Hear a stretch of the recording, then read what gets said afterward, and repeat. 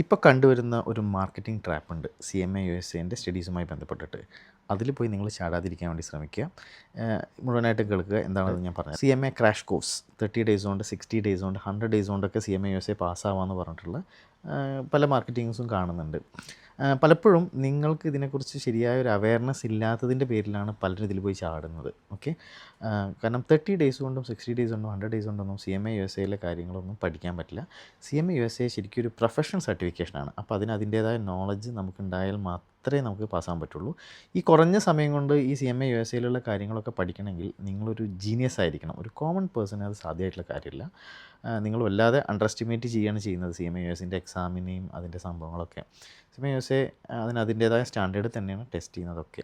Okay, അപ്പോൾ നിങ്ങൾക്ക് ഈ ക്രാഷ് കോഴ്സസ് കൊണ്ടൊന്നും ബെനിഫിഷ്യൽ ആവില്ല. മറ്റുള്ളവർക്ക് ഇതൊരു ബിസിനസ്സാണ്. നിങ്ങൾക്ക് നിങ്ങളെ സംബന്ധിച്ചിടത്തോളം ഇത് ചെറിയ പൈസയല്ലേ, അത് പോയാലും കുഴപ്പമില്ല എന്ന് നിങ്ങൾ ചിന്തിക്കുന്നുണ്ടാവും. ബട്ട് CMA പഠിച്ച് പാസ്സായ ആളുകളോട് ചോദിച്ചാൽ മതി, 30 ദിവസം കൊണ്ട്, 60 ദിവസം കൊണ്ട്, 100 ദിവസം കൊണ്ടൊക്കെ പഠിച്ച് പാസ്സാകാൻ പറ്റുമോ എന്നുള്ളത്. ഓക്കെ, ഉത്തരം ഇല്ല എന്ന് തന്നെ ആയിരിക്കും.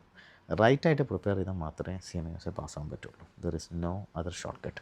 പിന്നെ ഉള്ളത് ഒറ്റ ഷോർട്ട് കട്ടാണ്, റൈറ്റ് മെൻറ്ററെ ഫോളോ ചെയ്യുക എന്നുള്ളതാണ്. See you with more learnings.